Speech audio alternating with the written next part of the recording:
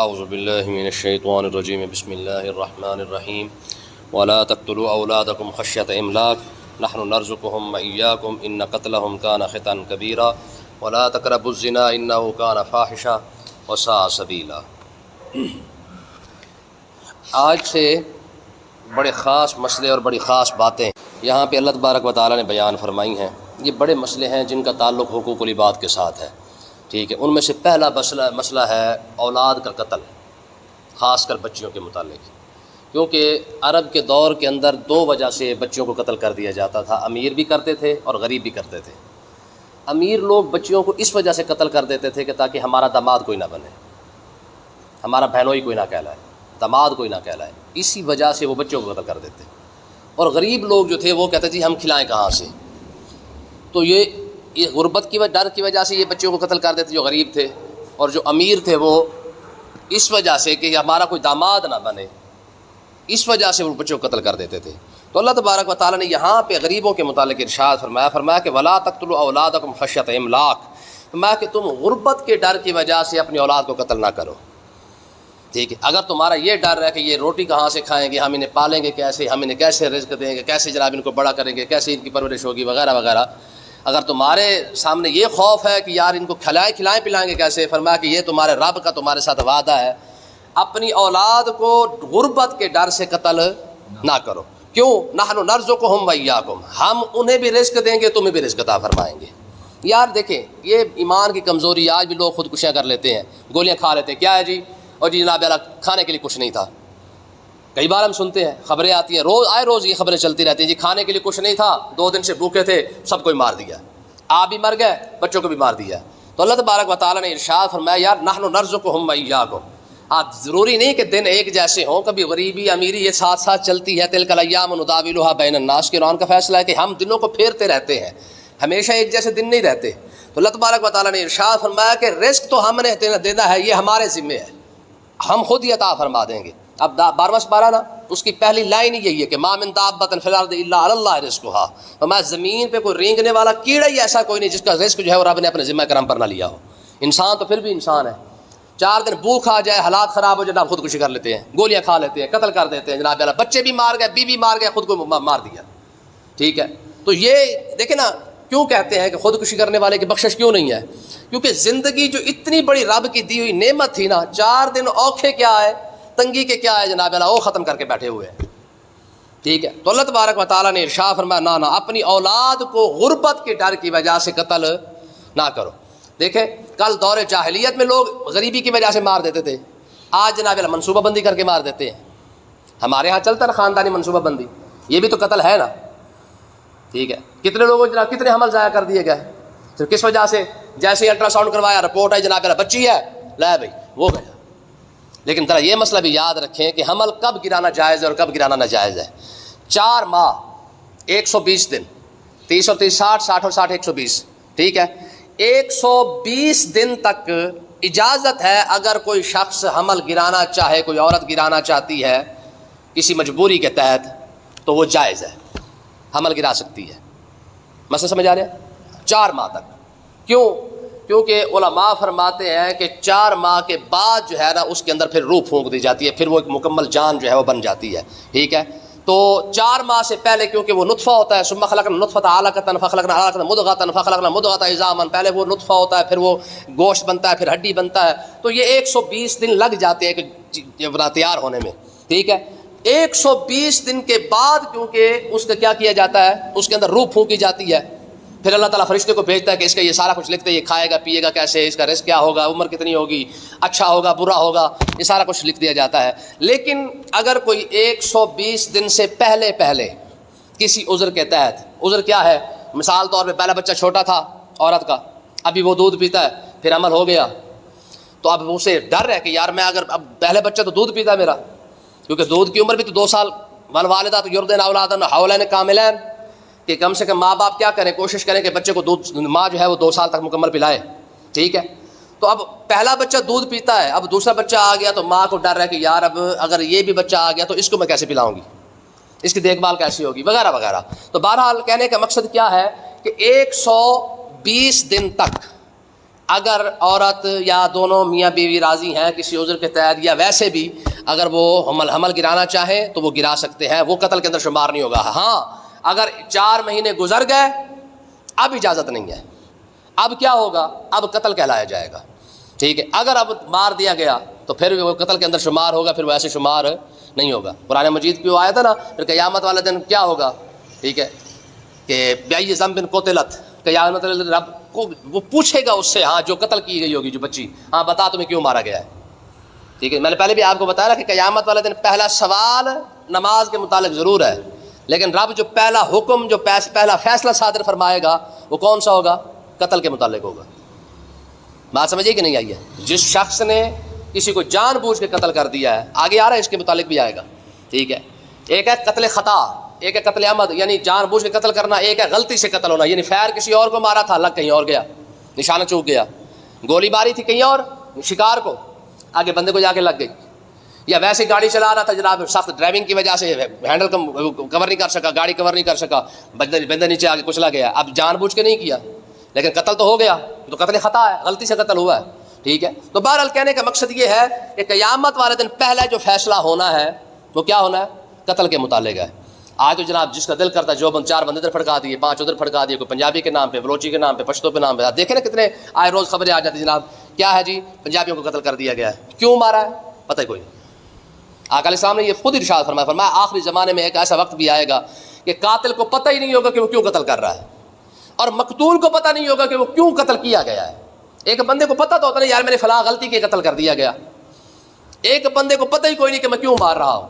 تو حضور نے پہلے ارشاد فرمایا تھا، فرمایا کہ قاتل کو بھی پتہ نہیں ہوگا کہ کیوں کر رہا ہے، اور مقتول کو بھی پتہ نہیں ہوگا کہ کیوں مارا جا رہا ہے، ٹھیک ہے۔ تو یہ دونوں صورتیں آج کے دور میں، خاندانی منصوبہ بندی ہو تو وہ 4 ماہ تک ہے، سوچ سمجھ لے 4 ماہ کے اندر اگر ضائع کرنا چاہے تو بچہ ضائع کرنا جائز ہے، لیکن 4 ماہ کے بعد ضائع کرنا جائز نہیں ہے، ٹھیک ہے۔ تو اللہ تبارک و تعالیٰ نے ارشاد فرمایا رہا مسئلہ غربت کا، فرمایا وہ ہمارے ذمے ہے، ان قتلہم کان خطأ کبیرا، فرمایا کہ غربت کے ڈر کی وجہ سے اولاد کو قتل کر رہے ہو تو یہ بہت بڑی غلطی ہے، بہت بڑا گناہ ہے، اس کے قریب جانے کی ضرورت ہے۔ لا تقتلوا، فرمایا اپنی اولاد کو کبھی پیسے کی وجہ سے، خوراک کی وجہ سے، رزق کی وجہ سے کبھی قتل نہ کرنا، کیونکہ رزق ہمارے ذمے ہے، ٹھیک ہے۔ اللہ تبارک و تعالیٰ رزق عطا فرما دے گا۔ دیکھیں نا کریم آقا علیہ السلام نے خود ارشاد فرمایا، آپ نے ارشاد فرمایا کہ جیسے جتنے اللہ تعالیٰ اپنا کیا کہتے ہیں انسان کے زیر دست لوگوں کو لاتا ہے نا، یعنی جن کا کفیل بناتا ہے رب اس کا رزق بھی ساتھ عطا فرماتا ہے۔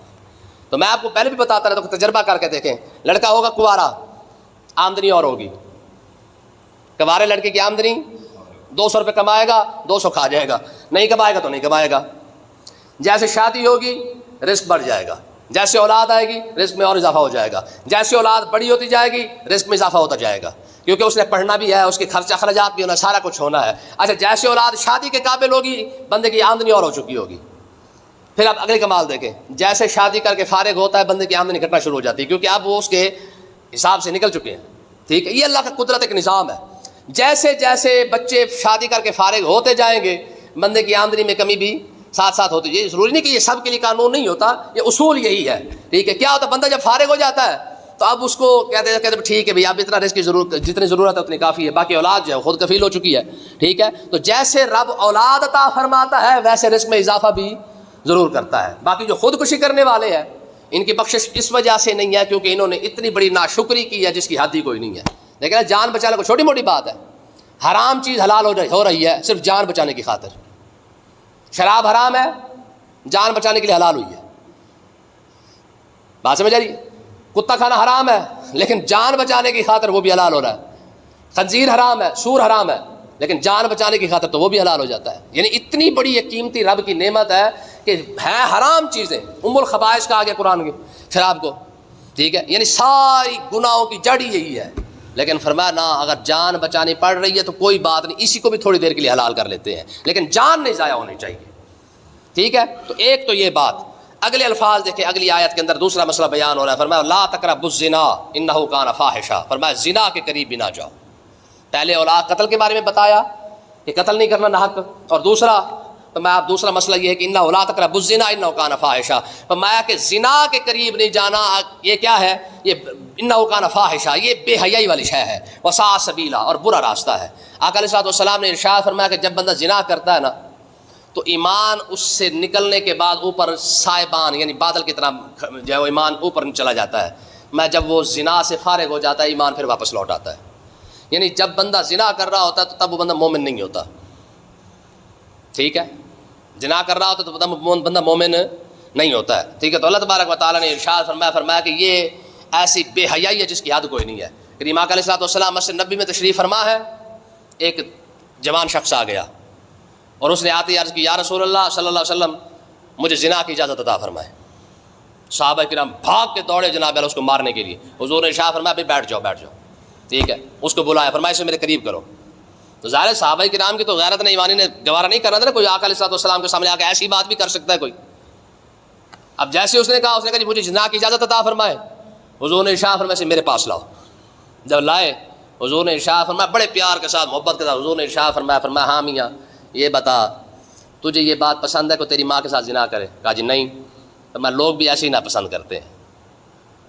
تیری ماں ہے تو پسند نہیں کرتا کہ تیری ماں کے ساتھ کوئی زنا کرے, دوسرے بھی تو پسند نہیں کرتے نا.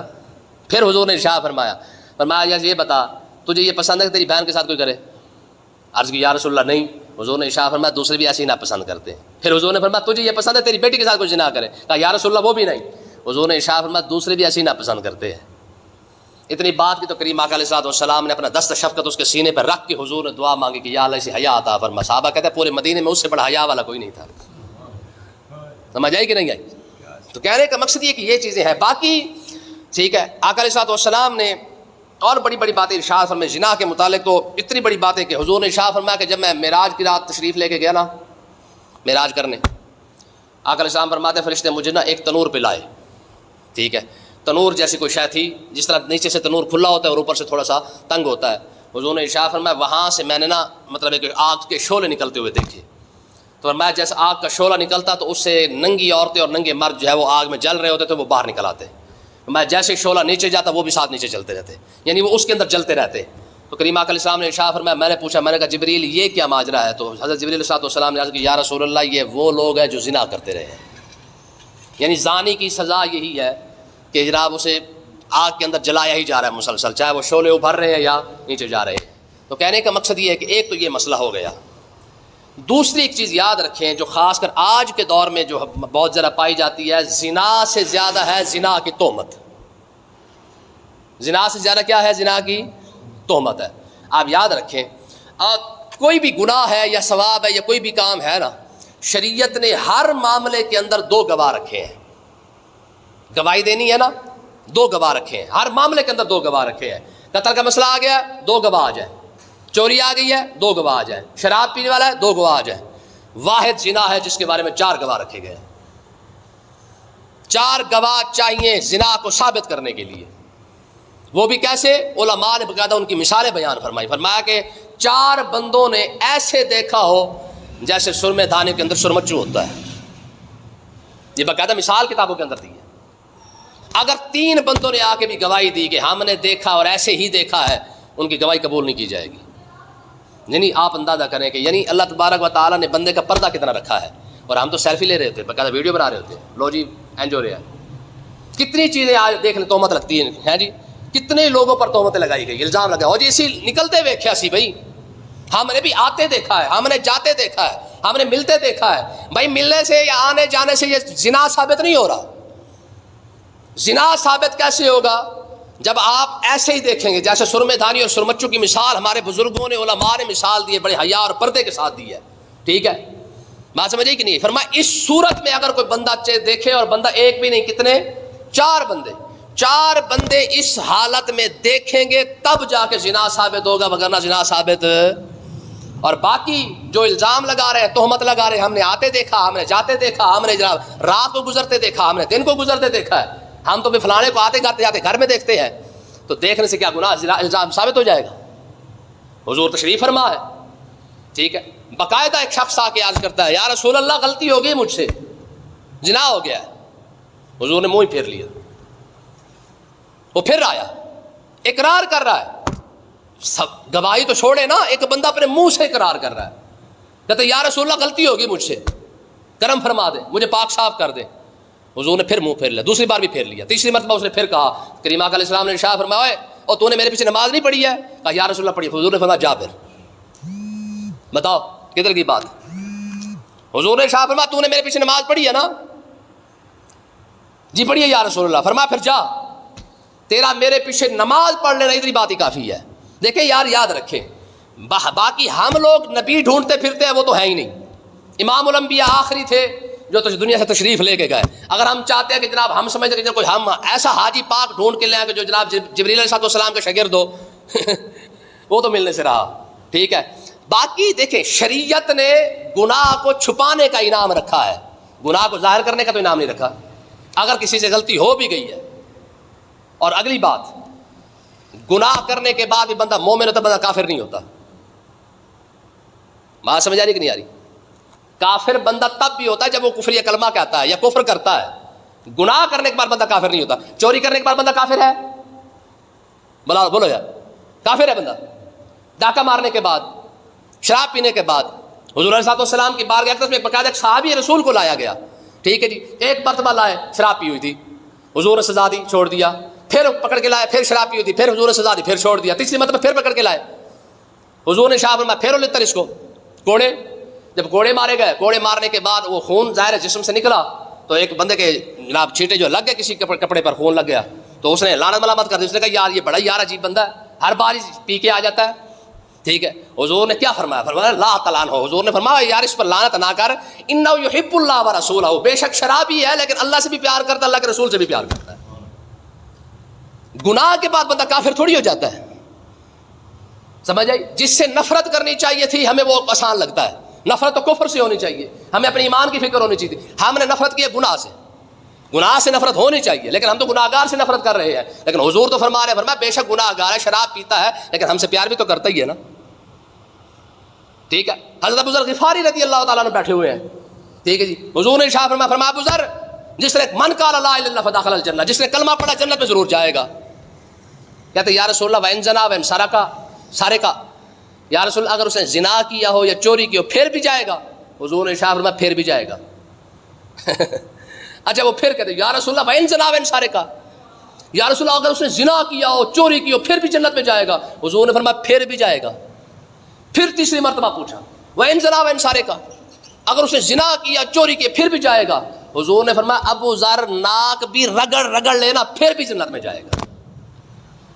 تیسری مرتبہ حضور نے فرمایا, فرمایا تو جو مرضی کہتا رہے, جتنی مرتبہ مرضی پوچھتا رہے, تب بھی میرا جواب یہی ہے, چاہے زنا کیا, چوری کی, قتل کی, ڈکیٹی کی, جو مرضی کیا ہے, صاحب ایمان ہے تو جنت میں ضرور جائے گا.